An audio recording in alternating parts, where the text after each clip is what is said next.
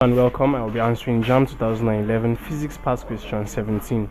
A perfect emitter or absorber of radiant energy is A. White body, B. Red body, C. Conductor, D. Black body. Now, you have four options, of course, given to you, and you are asked, how do you describe, or what is the best way to describe an object which is a perfect emitter and absorber of radiant energy? Okay, radiant energy. Now, usually it's actually a very straightforward question, and this description is usually associated with a black body.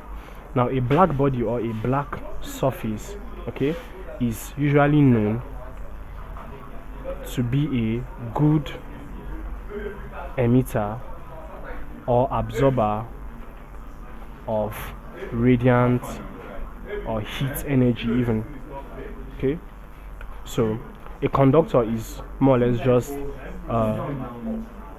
a conductor is basically just a material that is good at absorbing any form of energy, either electrical energy or heat energy. But for radiant energy, perfect absorption and perfect emission of radiant energy is usually associated with a black body or a black surface.